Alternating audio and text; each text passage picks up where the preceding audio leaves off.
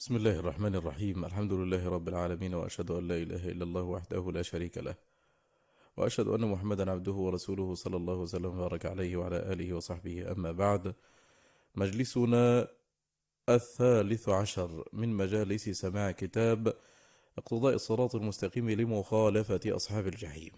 يقرأ عليكم عمرو البسطي. يقول شيخ الإسلام رحمه الله: فصل.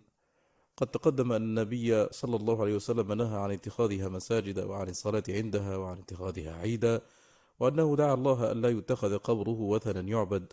وقد تقدم أن اتخاذ المكان عيدا هو اعتياد إتيانه للعبادة عنده أو غير ذلك.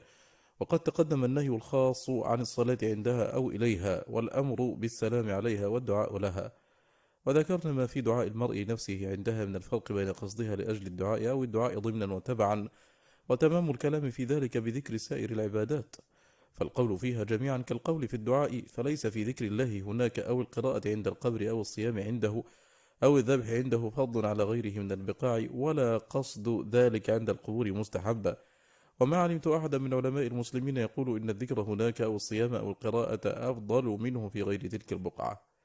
فأما ما يذكره بعض الناس من أنه ينتفع الميت بسماع القرآن بخلاف ما إذا قرئ في مكان آخر، فهذا إذا عنا به أن يصل الثواب إليه إذا قرئ عند القبر خاصة، فليس عليه أحد من أهل العلم المعروفين، بل الناس على قولين: أحدهما أن ثواب العبادات البدنية من الصلاة والقراءة وغيرها يصل إلى الميت كما يصل إليه ثواب العبادات المالية بالإجماع، وهذا مذهب أبي حنيفة وأحمد وغيرهما، وقول طائفة من أصحاب الشافعي ومالك، وهو الصواب لأدلة كثيرة ذكرناها في غير هذا الموضع. والثاني أن ثواب البدنية لا يصل إليه بحال، وهو المشهور عند أصحاب الشافعي ومالك، وما من أحد من هؤلاء يخص مكانا بالوصول أو عدمه. فأما استماع الميت للأصوات من القراءة أو غيرها فحق، لكن الميت ما بقي يثاب بعد الموت على عمل يعمله هو بعد الموت من استماع أو غيره، وإنما ينعم أو يعذب بما كان عمله هو، أو بما يعمل عليه بعد الموت من أثره، أو بما يعامل به، كما قد اختلف في تعذيبه بالنياحة عليه، وكما ينعم بما يهدى إليه، وكما ينعم بالدعاء له وإهداء العبادات المالية بالإجماع.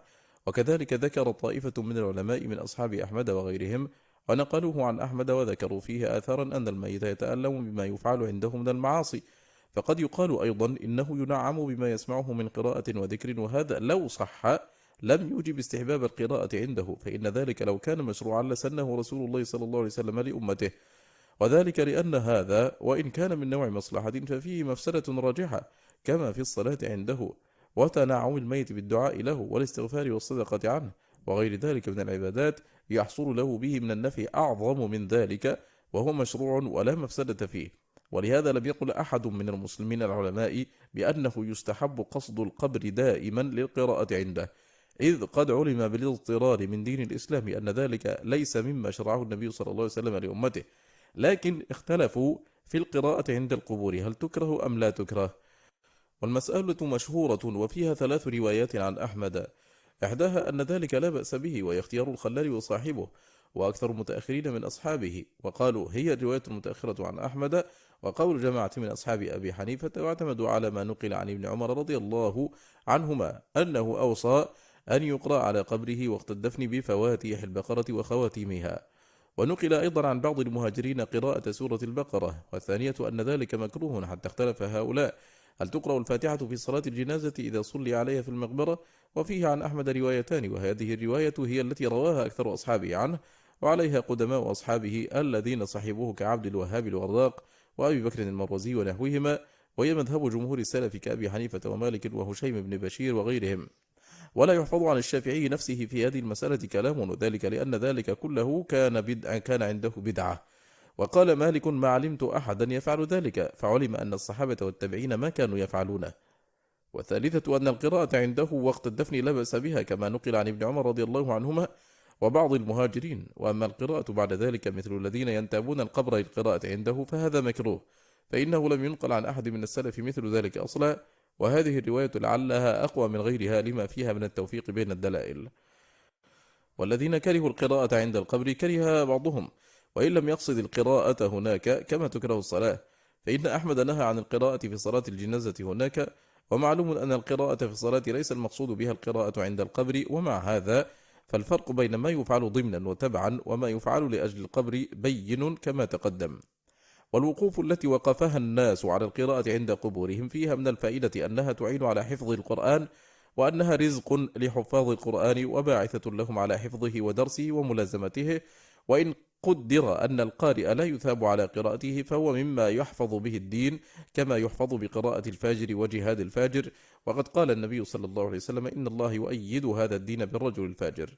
وبسط الكلام في الوقوف وشروطها قد ذكر في موضع آخر، وليس هو المقصود هنا، فأما ذكر الله هناك فلا يكره، لكن قصد البقعة للذكر هناك بدعة مكروهة، فإنه نوع من اتخاذها عيدا، وكذلك قصدها للصيام عندها. ومن رخص في القراءة فإنه لا يرخص في اتخاذها عيدا، مثل أن يجعل له وقت معلوم يعتاد فيه القراءة هناك، أو يجتمع عنده للقراءة ونحو ذلك، كما أن من يرخص في الذكر والدعاء هناك لا يرخص في اتخاذه عيدا كذلك كما تقدم. وأما الذبح هناك فمنهي عنه مطلقا، ذكره أصحابنا وغيرهم، لما روى أنس عن النبي صلى الله عليه وسلم قال: لا عقر في الإسلام، رواه أحمد وأبو داود. وزاد قال عبد الرزاق: كانوا يعقرون عند القبر بقرة أو شاة. قال أحمد في رواية المروذي قال النبي صلى الله عليه وسلم: لا عقر في الإسلام، كانوا إذا مات لهم الميت نحروا جزورا على قبره، فنهى رسول الله صلى الله عليه وسلم عن ذلك، وكره أبو عبد الله أكل لحمه. قال أصحابنا: وفي معنى هذا ما يفعله كثير من أهل زماننا في التصدق عند القبر بخبز أو نحوه، فهذه أنواع العبادات البدنية أو المالية أو المركبة منهما. قال رحمه الله: فصل. ومن المحرمات العكوف عند القبر والمجاورة عنده وسدانته وتعليق الستور عليه كأنه بيت الله الكعبة، فإن قد بينا أن نفس بناء المسجد عليه منهي عنه باتفاق الأمة، محرم بدلالة السنة، فكيف إذا ضم إلى ذلك المجاورة في ذلك المسجد والعكوف فيه كأنه المسجد الحرام؟ بل عند بعضهم أن العكوف فيه أحب إليه من العكوف في المسجد الحرام، إذ من الناس من يتخذ من دون الله أندادا يحبونهم كحب الله، والذين آمنوا أشد حبا لله. بل حرمة ذلك المسجد المبني على القبر الذي حرمه الله ورسوله أعظم عند المقابريين من حرمة بيوت الله التي أذن الله أن ترفع ويذكر فيها اسمه، وقد أسست على تقوى من الله ورضوان. وقد بلغ الشيطان بهذه البدع إلى الشرك العظيم في كثير من الناس، حتى إن منهم من يعتقد أن زيارة المشاهد التي على القبور إما قبر لنبي أو شيخ أو بعض أهل البيت أفضل من حج البيت الحرام، ويسمي زيارتها الحج الأكبر. ومن هؤلاء من يرى أن السفر لزيارة قبر النبي صلى الله عليه وسلم أفضل من حج البيت، وبعضهم إذا وصل المدينة رجع وظن أنه حصل لهم مقصود، وهذا لأنهم ظنوا أن زيارة القبور لأجل الدعاء عندها والتوسل بها وسؤال الميت ودعائه. ومعلوم أن النبي صلى الله عليه وسلم أفضل من الكعبة، ولو علموا أن المقصود إنما هو عبادة الله وحده لا شريك له وسؤاله ودعاؤه، والمقصود بزيارة القبور الدعاء لها كما يقصد بالصلاة على الميت، لزال هذا عن قلوبهم. ولهذا كثير من الناس يسأل الميت والغائب كما يسأل ربه، فيقول: اغفر لي وارحمني وتب علي ونحو ذلك. وكثير من الناس تمثل له صورة الشيخ المستغاث به، ويكون ذلك شيطانا قد خاطبه كما تفعل الشياطين بعبدة الأصنام. وأعظم من ذلك قصد الدعاء عنده والنذر له، أو لسدنة العاكفين عليه أو المجاورين عنده من أقاربه أو غيرهم، واعتقاد أنه بالنذر له قضيت الحاجة أو كشف البلاء. فإن قد بينا بقول الصادق المصدوق صلى الله عليه وسلم أن نذر العمل المشروع لا يأتي بخير، وأن الله لم يجعله سببا لدرك الحاجة كما جعل الدعاء سببا لذلك، فكيف نذر المعصية الذي لا يجوز الوفاء به؟ واعلم أن أهل القبور من الأنبياء والصالحين المدفونين يكرهون ما يفعله عندهم كل الكراهة، كما أن المسيح عليه السلام يكره ما يفعل النصارى به، وكما كان أنبياء بني إسرائيل يكرهون ما يفعله الأتباع. فلا يحسب المرء المسلم أن النهي عن اتخاذ القبور أعيادا وأوثانا فيه غض من أصحابها، بل هو من باب إكرامهم، وذلك أن القلوب إذا اشتغلت بالبدع أعرضت عن السنن، فتجد أكثر هؤلاء العاكفين على القبور معرضين عن سنة ذلك المقبور وطريقته، مشتغلين بقبره عما آمر به ودعا إليه. ومن كرامة الأنبياء والصالحين أن يتبع ما دعوا إليه من العمل الصالح ليكثر أجرهم بكثرة أجور من اتبعهم، كما قال النبي صلى الله عليه وسلم: من دعا إلى هدى كان له من الأجر مثل أجور من تبعه من غير أن ينقص من أجورهم شيء. وإنما اشتغلت قلوب طوائف من الناس بأنواع من العبادات المبتدعة إما من الأدعية وإما من الأشعار وإما من السماعات ونحو ذلك لإعراضهم عن المشروع أو بعضه، أعني لإعراض قلوبهم، وإن قاموا بصورة المشروع، وإلا فمن أقبل على الصلوات الخمس بوجهه وقلبه عاقلا لما اشتملت عليه من الكلم الطيب والعمل الصالح مهتما بها كل الاهتمام أغنته عن كل ما يتوهم فيه خير من جنسها. ومن أصغى إلى كلام الله وكلام رسوله بعقله وتدبره بقلبه وجد فيه من الفهم والحلاوة والبركة والمنفعة ما لا يجده في شيء من الكلام لا منظومه ولا منثوره. ومن اعتاد الدعاء المشروع في أوقاته كالأسحار وإدبار الصلوات والسجود ونحو ذلك أغناه عن كل دعاء مبتدع في ذاته أو بعض صفاته. فعلى العاقل أن يجتهد في اتباع السنة في كل شيء من ذلك، ويعتاض عن كل ما يظن من البدع إنه خير بنوعه من السنن، فإنه من يتحرى الخير يعطى، ومن يتوقى الشر يوقه. قال رحمه الله: فصل. فأما مقامات الأنبياء والصالحين وهي الأمكنة التي قاموا فيها أو أقاموا أو عبدوا الله سبحانه لكنهم لم يتخذوها مساجد، فالذي بلغني في ذلك قولان عن العلماء المشهورين: أحدهما النهي عن ذلك وكراهته، وأنه لا يستحب قصد بقعة للعبادة إلا أن يكون قصدها للعبادة مما جاء به الشرع، مثل أن يكون النبي صلى الله عليه وسلم قصدها للعبادة كما قصد الصلاة في مقام إبراهيم، وكما كان يتحرى الصلاة عند الأسطوانة، وكما يقصد المساجد للصلاة ويقصد الصف الأول ونحو ذلك. والقول الثاني أنه لا بأس باليسير من ذلك، كما نقل عن ابن عمر أنه كان يتحرى قصد المواضع التي سلكها النبي صلى الله عليه وسلم، وإن كان النبي صلى الله عليه وسلم قد سلكها اتفاقا لا قصدا. قال سندي الخواتيمي: سألنا أبا عبد الله عن الرجل يأتي هذه المشاهد ويذهب إليها، ترى ذلك؟ قال: أما على حديث ابن مكتوم أنه سأل النبي صلى الله عليه وسلم أن يصلي في بيته حتى يتخذ ذلك مصلى، وعلى ما كان يفعله ابن عمر يتتبع مواضع النبي صلى الله عليه وسلم وأثره، فليس بذلك بأس أن يأتي الرجل المشاهد، إلا أن الناس قد أفرطوا في هذا جدا وأكثروا فيه. وكذلك نقل عنه أحمد بن القاسم أنه سئل عن الرجل يأتي هذه المشاهد التي بالمدينة وغيرها يذهب إليها، فقال: أما على حديث ابن مكتوم أنه سأل النبي صلى الله عليه وسلم أن يأتيه فيصلي في بيته حتى يتخذه مسجدا. وعلى ما كان يفعل ابن عمر رضي الله عنه، كان يتتبع مواضع سير النبي صلى الله عليه وسلم حتى رؤي أنه يصب في موضع ماء فيسأل عن ذلك، فقال: رأيت النبي صلى الله عليه وسلم يصب هنا ماء. قال: أما على هذا فلا بأس. قال: ورخص فيه، ثم قال: ولكن قد أفرط الناس جدا وأكثروا في هذا المعنى. فذكر قبر الحسين وما يفعل الناس عنده، رواهما الخلال في كتاب الأدب. فقد فصل أبو عبد الله رحمه الله في المشاهد، وهي الأمكنة التي فيها آثار الأنبياء والصالحين من غير أن تكون مساجد لهم، كمواضع بالمدينة بين القليل الذي لا يتخذونه عيدا والكثير الذي يتخذونه عيدا كما تقدم. وهذا التفصيل جمع فيه بين الآثار وأقوال الصحابة، فإنه قد روى البخاري في صحيحه عن موسى بن عقبة قال: رأيت سالم بن عبد الله يتحرى أماكن من الطريق ويصلي فيها، ويحدث أن أباه كان يصلي فيها، وأنه رأى النبي صلى الله عليه وسلم يصلي في تلك الأمكنة. قال موسى: وحدثني نافع أن ابن عمر كان يصلي في تلك الأمكنة، فهذا كما رخص فيه أحمد رضي الله عنه. وأما ما كرهه فروى سعيد بن منصور في سننه: حدثنا أبو معاوية حدثنا الأعمش عن معرور بن سويد عن عمر رضي الله عنه قال: خرجنا معه في حجة حجها، فقرأ بنا في الفجر بألم ترى كيف فعل ربك بأصحاب الفيل ولإيلاف قريش في الثانية. فلما رجع من حجته رأى الناس ابتدروا المسجد، فقال: ما هذا؟ قالوا: مسجد صلى فيه رسول الله صلى الله عليه وسلم. فقال: هكذا هلك أهل الكتاب قبلكم، اتخذوا آثار أنبيائهم بيعا، من عرضت له منكم فيه الصلاة فليصلي، ومن لم تعرض له الصلاة فليمضي. فقد كره عمر رضي الله عنه اتخاذ مصلى النبي صلى الله عليه وسلم عيدا، وبين أن أهل الكتاب إنما هلكوا بمثل هذا. وفي رواية عنه أنها رأى الناس يذهبون مذاهب، فقال: أين يذهب هؤلاء؟ فقيل: يا أمير المؤمنين، مسجد صلى فيه النبي صلى الله عليه وسلم فهم يصلون فيه.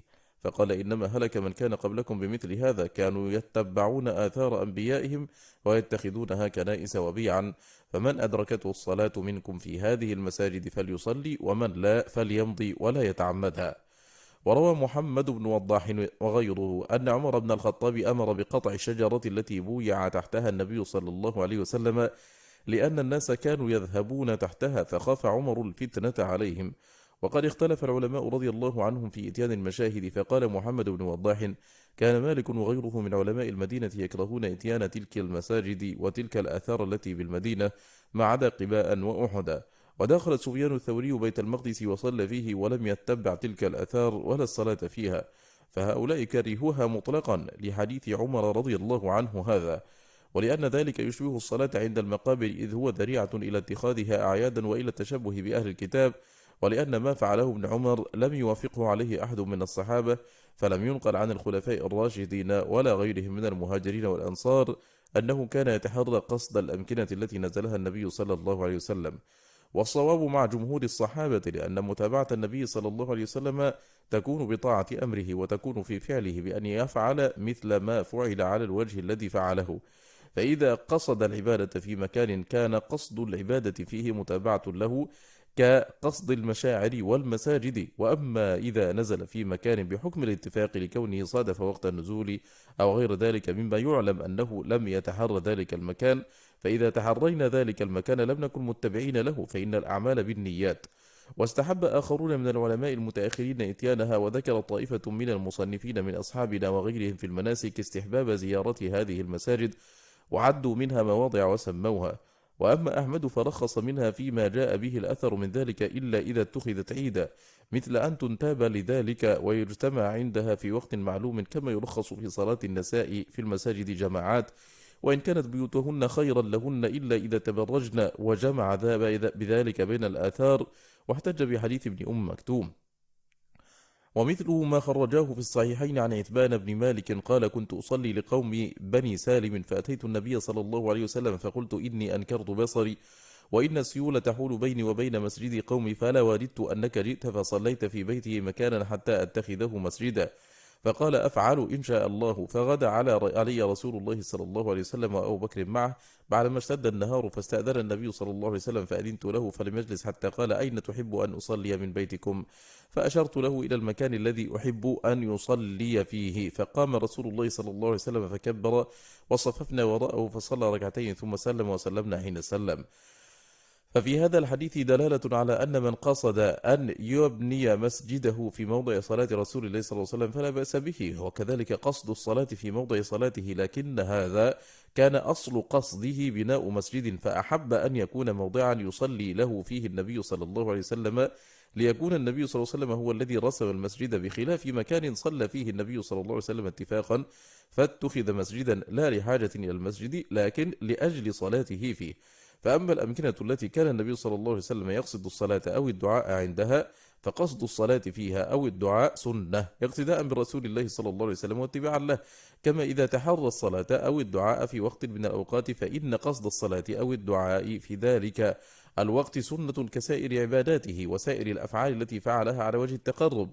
ومثل هذا ما خرجه في الصحيحين عن يزيد بن أبي عبيد قال: كان سلمة بن الأكوع يتحرى الصلاة عند الأسطوانة التي عند المصحف، فقلت له: يا أبا مسلم، أراك تتحرى الصلاة عند هذه الأسطوانة؟ قال: رأيت النبي صلى الله عليه وسلم يتحرى الصلاة عندها. وفي رواية لمسلم عن سلمة بن الأكوع أنه كان يتحرى الصلاة موضع المصحف يسبح فيه، وذكر أن رسول الله صلى الله عليه وسلم كان يتحرى ذلك المكان، وكان بين المنبر والقبلة قدر ممر الشاة. وقد ظن بعض المصنفين أن هذا مما اختلف فيه وجعله والقسم الأول سواء، وليس بجيد، فإنه هنا أخبر أن النبي صلى الله عليه وسلم كان يتحرى البقعة، فكيف لا يكون هذا القصد مستحبا؟ نعم، إيطان بقعة في المسجد لا يصلي إلا فيها منهي عنه كما جاءت به السنة، والإيطان ليس هو التحري من غير إيطان، فيجب الفرق بين اتباع النبي صلى الله عليه وسلم والاستنان به فيما فعله، وبين ابتداع بدعة لم يسنها لأجل تعلقها به. وقد تنازع العلماء فيما إذا فعل فعلا من المباحات لسبب وفعلناه نحن تشبها به مع انتفاء ذلك السبب، فمنهم من يستحب ذلك ومنهم من لا يستحبه. وعلى هذا يخرج فعل ابن عمر رضي الله عنهما بأن النبي صلى الله عليه وسلم كان يصلي في تلك البقاع التي في طريقه، لأنها كانت منزله لم يتحرى الصلاة فيها لمعنى في البقعة. فنظير هذا أن يصلي المسافر في منزله، وهذا سنة. فأما قصد الصلاة في تلك البقاع التي صلى فيها اتفاقا فهذا لم ينقل عن غير ابن عمر من الصحابة، بل كان أبو بكر وعمر وعثمان وعلي وسائر السابقين الأولين من المهاجرين والأنصار يذهبون من المدينة إلى مكة حجاجا وعمارا ومسافرين، ولم ينقل عن أحد منهم أنه تحرى الصلاة في مصليات النبي صلى الله عليه وسلم. ومعلوم أن هذا لو كان عندهم مستحبا لكانوا إليه أسبق، فإنهم أعلم بسنته وأتبع لها من غيرهم. وقد قال صلى الله عليه وسلم: عليكم بسنتي وسنة الخلفاء الراشدين المهديين من بعدي، تمسكوا بها وعضوا عليها بالنواجذ، وإياكم ومحدثات الأمور، فإن كل محدثة بدعة وكل بدعة ضلالة. وتحري هذا ليس من سنة الخلفاء الراشدين، بل هو مما ابتدع. وقول الصحابي إذا خالفه نظيره ليس بحجة، فكيف إذا انفرد به عن جماهير الصحابة؟ أيضا فإن تحري الصلاة فيها ذريعة إلى اتخاذها مساجد، والتشبه بأهل الكتاب مما نهينا عن التشبه بهم فيه، وذلك ذريعة إلى الشرك بالله. والشارع قد حسم هذه المادة بالنهي عن الصلاة عند طلوع الشمس وعند غروبها، وبالنهي عن اتخاذ القبور مساجد. فإذا كان قد نهى عن الصلاة المشروعة في هذا المكان وهذا الزمان سدا للذريعة، فكيف يستحب قصد الصلاة والدعاء في مكان اتفق قيامهم فيه أو صلاتهم فيه، من غير أن يكونوا قد قصدوه للصلاة فيه والدعاء فيه؟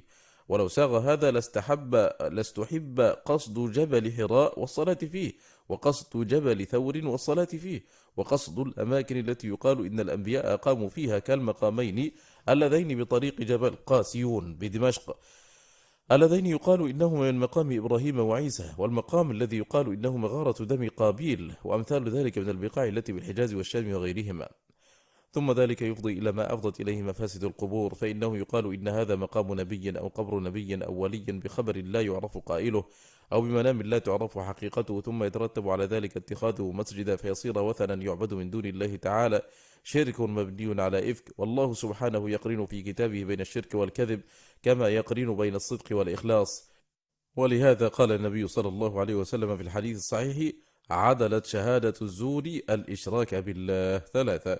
ثم قرأ قوله تعالى: فاجتنبوا الرجس من الأوثان واجتنبوا قول الزور حنفاء لله غير مشركين به. وقال تعالى: ويوم يناديهم فيقول أين شركائي الذين كنتم تزعمون. ونزعنا من كل أمة شهيدا فقلنا هاتوا برهانكم فعلموا أن الحق لله وضل عنهم ما كانوا يفترون. وقال تعالى عن الخليل: إذ قال لأبيه وقومه ماذا تعبدون أئفكا آلهة دون الله تريدون. وقال تعالى: ولقد جئتمونا فرادا كما خلقناكم أول مرة وتركتم ما خولناكم وراء ظهوركم وما نرى معكم شفعاءكم الذين زعمتم أنهم فيكم شركاء لقد تقطع بينكم وضل عنكم ما كنتم تزعمون. وقال تعالى: تنزيل الكتاب من الله العزيز الحكيم.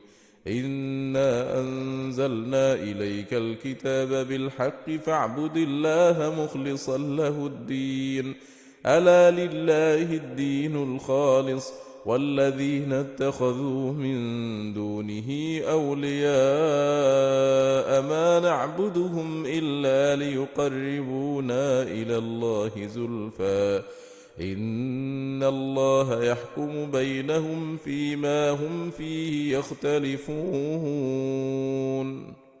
إن الله لا يهدي من هو كاذب كفار. وقال تعالى: ويوم نحشرهم جميعا ثم نقول للذين أشركوا مكانكم أنتم وشركاؤكم فزيلنا بينهم وقال شركاؤهم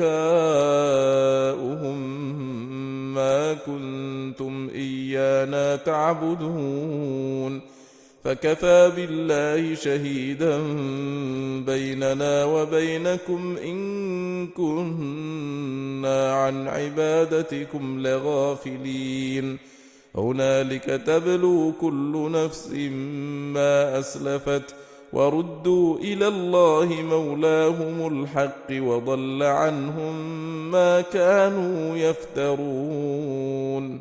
وقال تعالى: ألا إن لله من في السماوات ومن في الأرض وما يتبع الذين يدعون من دون الله شركاء إن يتبعون إلا الظن وإن هم إلا يخرصون.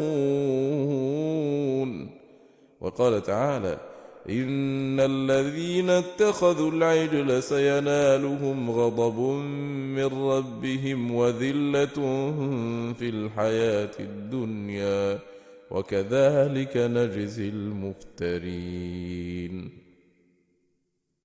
قال أبو قلابة: هي لكل مبتدع من هذه الأمة إلى يوم القيامة. وهو كما قال: فإن أهل الكذب والفرية عليهم من الغضب والذلة ما أوعدهم الله به. والشرك وسائر البدع مبناها على الكذب والافتراء، ولهذا كل من كان عن التوحيد والسنة أبعد كان إلى الشرك والابتداع والافتراء أقرب، كالرافضة الذين هم أكذب طوائف أهل الأهواء وأعظمهم شركا، فلا يوجد في الأهواء أكذب منهم ولا أبعد عن التوحيد منهم، حتى أنهم يخربون مساجد الله التي يذكر فيها اسمه فيعطلونه عن الجماعات والجمعات، ويعمرون المشاهد التي على القبور التي نهى الله ورسوله عن اتخاذها. والله سبحانه في كتابه إنما أمر بعمارة المساجد لا المشاهد، فقال تعالى: ومن أظلم ممن منع مساجد الله أن يذكر فيها اسمه وسعى في خرابها، ولم يقل مشاهد الله. وقال تعالى: قل أمر ربي بالقسط وأقيموا وجوهكم عند كل مسجد، ولم يقل عند كل مشهد. وقال تعالى: ما كان للمشركين أن يعمروا مساجد الله شاهدين على أنفسهم بالكفر، إلى قوله: إنما يعمر مساجد الله من آمن بالله واليوم الآخر وأقام الصلاة وآتى الزكاة ولم يخش إلا الله فعسى أولئك أن يكونوا من المهتدين. ولم يقل مشاهد الله، بل المشاهد إنما يعمرها من يخشى غير الله ويرجو غير الله، لا يعمرها إلا من فيه نوع من الشرك. وقال الله تعالى: ومساجد يذكر فيها اسم الله كثيرا. وقال تعالى: في بيوت أذن الله أن ترفع ويذكر فيها اسمه يسبح له فيها بالغدو والآصال رجال لا تلهيهم تجارة ولا بيع عن ذكر الله وإقام الصلاة وإيتاء الزكاة يخافون يوما تتقلب فيه القلوب والأبصار ليجزيهم الله أحسن ما عملوا ويزيدهم من فضله والله يرزق من يشاء بغير حساب. وقال تعالى: وأن المساجد لله فلا تدعوا مع الله أحدا، ولم يقل وأن المشاهد لله. وكذلك سنة رسول الله صلى الله عليه وسلم الثابتة، كقوله في الحديث الصحيح: من بنى لله مسجدا بنى الله له بيتا في الجنة، ولم يقل مشهدا. وقال أيضا في الحديث: صلاة الرجل في المسجد تفضل عن صلاته في بيته وسوقه ب25 صلاة. وقال في الحديث الصحيح: من تطهر في بيته فأحسن الطهور ثم خرج إلى المسجد لا تنهزه إلا الصلاة كانت خطواته إحداهما ترفع درجة والأخرى تحط خطيئة، فإذا جلس ينتظر الصلاة فالعبد في صلاة ما دام ينتظر الصلاة، والملائكة تصلي على أحدكم ما دام في مصلاه الذي صلى فيه، اللهم اغفر له اللهم ارحمه ما لم يحدث. وهذا مما علم بالتواتر والضرورة من دين الرسول صلى الله عليه وسلم، فإنه أمر بعمارة المساجد والصلاة فيها، ولم يأمر ببناء مشهد لا على قبر نبي ولا غير قبر نبي ولا على مقام نبي، ولم يكن على عهد الصحابة والتابعين وتابعين في بلاد الإسلام لا الحجاز ولا الشام ولا اليمن ولا العراق ولا خراسان ولا مصر ولا المغرب مسجد مبني على قبر ولا مشهد يقصد لزيارة أصلا. ولم يكن أحد من السلف يأتي إلى قبر نبي أو غير نبي لأجل الدعاء عنده، ولا كان الصحابة يقصدون الدعاء عند قبر النبي صلى الله عليه وسلم ولا عند قبر غيره من الأنبياء، وإنما كانوا يصلون ويسلمون على النبي صلى الله عليه وسلم وعلى صاحبيه. واتفق الآئمة على أنه إذا دعا بمسجد النبي صلى الله عليه وآله وسلم لا يستقبل قبره، وتنازعوا عند السلام عليه، فقال مالك وأحمد وغيرهما يستقبل قبره ويسلم عليه، وهو الذي ذكره أصحاب الشافعي وأظنه منصوصا عنه. وقال أبو حنيفة بل يستقبل القبلة ويسلم عليه، هكذا في كتب أصحابه. وقال مالك فيما ذكره إسماعيل بن إسحاق في المبسوط والقاضي عياض وغيرهما لا أرى أن يقف عند قبر النبي صلى الله عليه وسلم ويدعو، ولكن يسلم ويمضي. وقال أيضا في المبسوط لا بأس لمن قادم من سفر أو خرج أن يقف على قبر النبي صلى الله عليه وسلم فيصلي عليه ويدعو لأبي بكر وعمر رضي الله عنهما. فقيل له فإن ناسا من أهل المدينة لا يغدمون من سفر ولا يريدونه يفعلون ذلك في اليوم مرة أو أكثر عند القبر فيسلمون ويدعون ساعة. فقال لم يبلغني هذا عن أحد من أهل الفقه ببلدنا، ولا يصلح آخر هذه الأمة إلا ما أصلح أولها، ولم يبلغني عن أول هذه الأمة وصدرها أنهم كانوا يفعلون ذلك، ويكره إلا لمن جاء من سفر أو أراده. وقد تقدم في ذلك من الآثار عن السلف والأئمة ما يوافق هذا ويؤيده، من أنهم كانوا إنما يستحبون عند قبره ما هو من جنس الدعاء له والتحية كالصلاة والسلام، ويكرهون قصده للدعاء والوقوف عنده للدعاء. ومن يرخص منهم في شيء من ذلك فإنه إنما يرخص فيما إذا سلم عليه ثم أراد الدعاء أن يدعو مستقبلا القبلة، إما مستدبر القبر وإما منحرفا عنه، وهو أن يستقبل القبلة ويدعو ولا يدعو مستقبل القبر، وهكذا المنقول عن سائر الأئمة. ليس في أئمة المسلمين من استحب للمرء أن يستقبل قبر النبي صلى الله عليه وسلم ويدعو عنده، وهذا الذي ذكرناه عن مالك والسلف يبين حقيقية الحكاية المأثورة عنه، وهي الحكاية التي ذكرها القاضي عياض عن محمد بن حميد قال: نظر أبو جعفر أمير المؤمنين مالكا في مسجد الرسول صلى الله عليه وسلم، فقال له مالك: يا أمير المؤمنين لا ترفع صوتك في هذا المسجد، فإن الله تعالى أدب قوما فقال: لا ترفعوا أصواتكم فوق صوت النبي، الآية. ومدح قوما فقال: إن الذين يغضون أصواتهم عند رسول الله، الآية. وذم قوما فقال: إن الذين ينادونك من وراء الحجرات أكثرهم لا يعقلون، الآية. وإن حرمته ميتا كحرمته حيا. فاستكان أبو جعفر وقال: يا أبا عبد الله، أستقبل القبلة وأدعو أم أستقبل رسول الله صلى الله عليه وسلم؟ فقال: ولم تصرف وجهك عنه وهو وسيلتك ووسيلة أبيك آدم إلى يوم القيامة، بل استقبله واستشفع به فيشفعه الله. وقال الله تعالى: ولو أنهم إذ ظلموا أنفسهم جاءوك فاستغفروا الله، الآية. فهذه الحكاية على هذا الوجه إما أن تكون ضعيفة أو مغيرة، وإما أن تفسر بما يوافق مذهبه، إذ قد يفهم منها ما هو خلاف مذهبه المعروف بنقل الثقات من أصحابه، فإنه لا يختلف مذهبه أنه لا يستقبل القبر عند الدعاء، وقد نص على أنه لا يقف عند الدعاء مطلقا. وذكر طائفة من أصحابه أنه يدنو من القبر ويسلم على النبي صلى الله عليه وسلم ثم يدعو مستقبل القبلة ويوليه ظهره، وقيل لا يوليه ظهره، فاتفقوا في استقبال القبلة وتنازعوا في تولية القبر ظهره وقت الدعاء. ويشبه والله أعلم أن يكون مالك رحمه الله سئل عن استقبال القبر عند السلام عليه وهو يسمي ذلك دعاء، فإنه قد كان من فقهاء العراق من يرى أنه عند السلام عليه يستقبل القبلة أيضا، ومالك يرى استقبال القبر في هذه الحال كما تقدم. وكما قال في رواية ابن وهب عنه: إذا سلم على النبي صلى الله عليه وسلم يقف ووجهه إلى القبر لا إلى القبلة، ويدنو ويسلم ويدعو ولا يمس القبر بيده. وقد تقدم قوله إنه يصلي عليه ويدعو له. ومعلوم أن الصلاة عليه والدعاء له يوجب شفاعته للعبد يوم القيامة، كما قال صلى الله عليه وسلم في الحديث الصحيح: إذا سمعتم المؤذن فقولوا مثل ما يقول ثم صلوا علي، فإنه من صلى علي مرة صلى الله عليه 10، ثم سلوا الله لي الوسيلة فإنها درجة في الجنة لا تنبغي إلا لعبد من عباد الله، وأرجو أن أكون ذلك العبد، فمن سأل الله لي الوسيلة حلت عليه شفاعتي يوم القيامة. فقول مالك في هذه الحكاية إن كان ثابتا عنه معناه إنك إذا استقبلته وصليت عليه وسلمت عليه وسألت الله له الوسيلة يشفع فيك يوم القيامة، فإن الأمم يوم القيامة يتوسلون بشفاعته، واستشفاع العبد به في الدنيا هو فعل ما يشفع به له يوم القيامة، كسؤال الله له الوسيلة ونحو ذلك. وكذلك ما نقل عنه من رواية ابن وهب إذا سلم على النبي صلى الله عليه وسلم ودعا يقف ووجهه إلى القبر لا إلى القبلة ويدعو ويسلم، يعني دعاءه للنبي صلى الله عليه وسلم وصاحبيه، فهذا الدعاء هو المشروع هناك كالدعاء عند زيارة قبور سائر المؤمنين، وهو الدعاء لهم، فإنه أحق الناس أن يصلى عليه ويسلم عليه ويدعى له بأبي هو وأمي صلى الله عليه وسلم.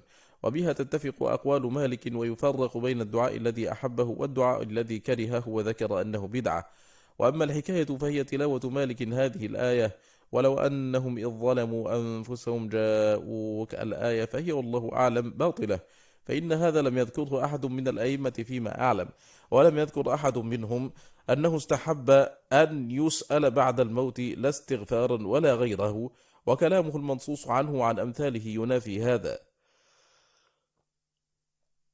وإنما يعرف مثل هذا في حكاية ذكرها طائفة من متأخر الفقهاء عن أعربي أنه أتى قبر النبي صلى الله عليه وسلم وتلا هذه الآية وأنشد بيتين: يا خير من دفنت في القاع أعظمه، فطاب من طيبهن القاع والأكم، نفس الفداء لقبر أنت ساكنه، فيه العفاف وفيه الجود والكرم.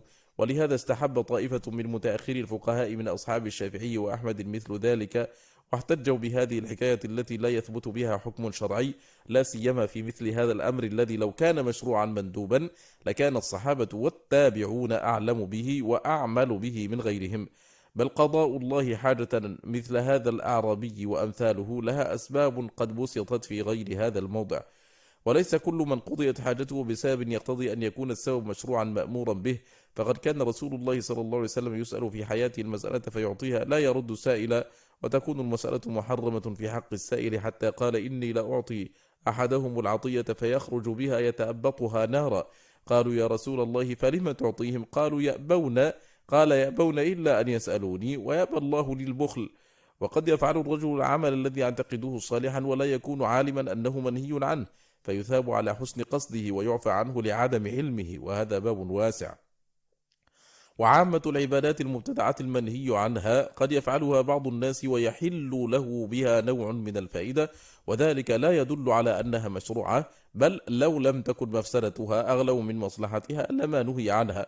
ثم الفاعل قد يكون متأولا أو مخطئا مجتهدا أو مقلدا، فيغفر له خطأه ويثاب على ما فعله من الخير المشروع المقرون بغير المشروع كالمجتهد المخطئ، وقد بسط هذا في غير هذا الموضع. والمقصود هنا أنه قد علم أن مالكا من أعلم الناس بمثل هذه الأمور، فإنه مقيم بالمدينة يرى ما يفعله التابعون وتابعوهم، ويسمع ما ينقلونه عن الصحابة وأكابر التابعين، وهو ينهى عن الوقوف عند القبر للدعاء، ويذكر أنه لم يفعله السلف. وقد أجدب الناس على عهد عمر رضي الله عنه فاستسقى بالعباس، ففي صحيح البخاري عن أنس أن عمر استسقى بالعباس وقال: اللهم إنا كنا إذا أجدبنا نتوسل إليك بنبينا فتسقينا، وإنا نتوسل إليك بعم نبينا فاسقنا فيسقونا. فاستسقوا به كما كانوا يستسقون بالنبي صلى الله عليه وسلم في حياته، وهو أنهم يتوسلون بدعائه وشفاعته لهم، فيدعو لهم ويدعون معه كالإمام والمأمومين، من غير أن يكونوا يقسمون على الله بمخلوق، كما ليس لهم أن يقسم بعضهم على بعض بمخلوق. ولما مات صلى الله عليه وسلم توسلوا بدعاء العباس واستسقوا به. ولهذا قال الفقهاء: يستحب الاستسقاء بأهل الخير والدين، والأفضل أن يكون من أهل بيت النبي صلى الله عليه وسلم. وقد استسقى معاوية بيزيد بن الأسود الجرشي وقال: اللهم إنا نستسقي بيزيد بن الأسود، يا يزيد ارفع يدك، فرفع يديه ودعا الناس حتى أمطروا. ولم يذهب أحد من الصحابة إلى قبر النبي صلى الله عليه وسلم ولا غيره يستسقي عنده ولا به. والعلماء استحبوا السلام على النبي صلى الله عليه وسلم للحديث الذي في سنن أبي داود وعن أبي هريرة رضي الله عنه عن النبي صلى الله عليه وسلم أنه قال: ما من رجل يسلم علي إلا رد الله علي روحي حتى أرد عليه السلام. هذا مع ما في النسائي وغيره عنه صلى الله عليه وسلم أنه قال: إن الله وكل بقبري ملائكة يبلغون عن أمتي السلام. وفي سنن أبي داود وغيره عنه أنه قال: أكثروا علي الصلاة ليلة الجمعة ويوم الجمعة فإن صلاتكم معروضة علي. فقالوا: يا رسول الله، كيف تعرض صلاتنا عليك وقد أرمت أي بليت؟ فقال: إن الله حرم على الأرض أن تأكل لحوم الأنبياء، فالصلاة عليه هو بأبي هو وأمي، والسلام عليه مما أمر الله به ورسوله. وقد ثبت في الصحيح أنه قال: من صلى علي مرة صلى الله عليه بها 10. والمشروع لنا عند زيارة قبور الأنبياء والصالحين وسائر المؤمنين هو من جنس المشروع عند جنائزهم. فكما أن المقصود بالصلاة على الميت الدعاء له، فالمقصود بزيارة قبره الدعاء له، كما ثبت عن النبي صلى الله عليه وسلم في الصحيح والسنن والمسند أنه كان يعلم أصحابه إذا زاروا القبور أن يقول قائلهم: السلام عليكم أهل دار قوم مؤمنين، وإنا إن شاء الله بكم لاحقون، ويرحم الله المستقدمين منا ومنكم والمستأخرين، نسأل الله لنا ولكم العافية، اللهم لا تحرمنا أجرهم ولا تفتنا بعدهم، واغفر لنا ولهم. فهذا دعاء خاص للميت، كما في دعاء الصلاة على الجنازة الدعاء العام والخاص: اللهم اغفر لحينا وميتنا وشاهدنا وغائبنا وصغيرنا وكبيرنا وذكرنا وأنثانا، إنك تعلم منقلبنا ومثوانا. أي ثم يخص الميت بالدعاء. قال الله تعالى في حق المنافقين: ولا تصلي على أحد منهم مات أبدا ولا تقم على قبره إنهم كفروا بالله ورسوله. الآية. فلما نهى الله نبيه صلى الله عليه وسلم عن الصلاة عليهم والقيام على قبورهم لأجل كفرهم، دل ذلك بطريق التعليل والمفهوم على أن المؤمن يصلى عليه ويقام على قبره. ولهذا في السنن أن النبي صلى الله عليه وسلم كان إذا دفن الرجل من أصحابه يقوم على قبره ثم يقول: سلوا له التثبيت فإنه الآن يسأل.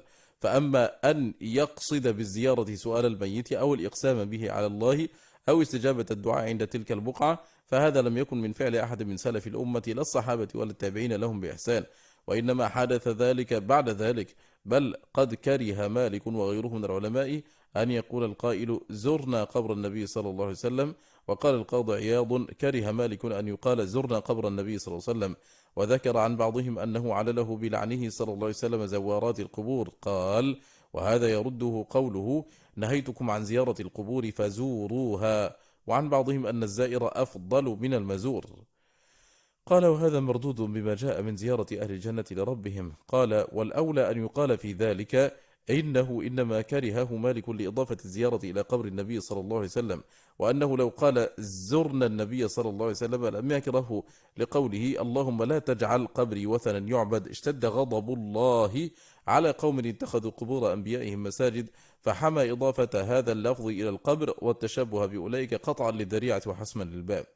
قلت: غلب في عرف كثير من الناس استعمال لفظ زرنا في زيارة قبور الأنبياء والصالحين على استعمال لفظ زيارة القبور في الزيارة البدعية الشركية، لا في الزيارة الشرعية. ولم يثبت عن النبي صلى الله عليه وسلم حديث واحد في زيارة قبر مخصوص، ولا روى أحد في ذلك شيئا، لا أهل الصحيح ولا السنن ولا الأئمة المصنفون في المسند كالإمام أحمد وغيره، وإنما روى ذلك من جمع الموضوع وغيره. وأجل حديث روي في ذلك ما رواه الدارقطني، وهو ضعيف باتفاق أهل العلم بالأحاديث المروية في زيارة قبره، كقوله: من زارني وزار أبي إبراهيم الخليل في عام واحد ضمنت له على الله الجنة، ومن زارني بعد مماتي فكأنما زارني في حياتي، ومن حج ولم يزرني فقد جفاني، ونحو هذه الأحاديث كلها مكذوبة موضوعة. لكن النبي صلى الله عليه وسلم رخص في زيارة القبور مطلقا بعد أن كان قد نهى عنها، كما ثبت عنه في الصحيح أنه قال: كنت نهيتكم عن زيارة القبور فزوروها. وفي الصحيح عنه أنه قال: استأذنت ربي في أن أستغفر لأمي فلم يأذن لي، واستأذنت في أن أزور قبرها فأذن لي، فزوروا القبور فإنها تذكركم الآخرة. فهذه زيارة لأجل تذكرة الآخرة، ولهذا يجوز زيارة قبر الكافر لأجل ذلك. وكان صلى الله عليه وسلم يخرج إلى البقيع فيسلم على موتى المسلمين ويدعو لهم، فهذه زيارة مختصة بالمسلمين، كما أن الصلاة على الجنازة تختص بالمؤمنين. وقد استفاض عنه صلى الله عليه وسلم في الصحيح أنه قال: لعن الله اليهود والنصارى اتخذوا قبور أنبيائهم مساجدا، يحذر ما فعلوا. قالت عائشة: ولولا ذلك لأبرز قبره ولكنه كره أن يتخذ مسجدا. وفي الصحيح أنه ذكر له كنيسة بأرض الحبشة وذكر من حسنها وتصاوير فيها، فقال: أولئك إذا مات فيهم الرجل الصالح بنوا على قبره مسجدا وصوروا فيه تلك التصاوير، أولئك شرار الخلق عند الله يوم القيامة. وهذه في الصحيح. وفي صحيح مسلم عن جندب بن عبد الله قال: سمعت النبي صلى الله عليه وسلم قبل أن يموت ب5 وهو يقول: إني أبرأ إلى الله أن يكون لي منكم خليل، فإن الله قد اتخذني خليلا كما اتخذ إبراهيم خليلا، ولو كنت متخذا من أمتي خليلا لاتخذت أبا بكر خليلا، ألا وإن من كان قبلكم كانوا يتخذون قبور أنبيائهم مساجد، ألا فلا تتخذوا القبور مساجد فإني أنهاكم عن ذلك. وفي السنن عنه أنه قال: لا تتخذوا قبري عيدا وصلوا علي حيثما كنتم فإن صلاتكم تبلغني.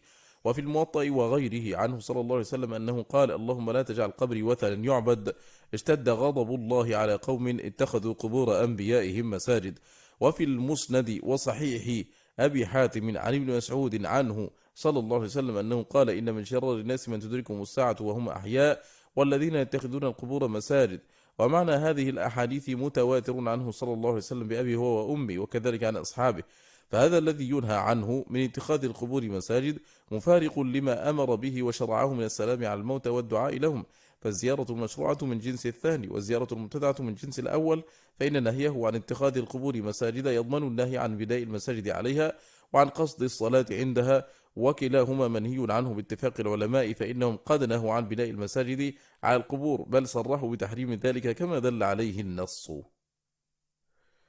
إلى هنا ينتهي مجلسنا هذا، على خير نلقاكم بإذن الله تبارك وتعالى، وصلى الله وسلم وبارك على سيدنا محمد وآله وصحبه، والسلام عليكم ورحمة الله تعالى وبركاته.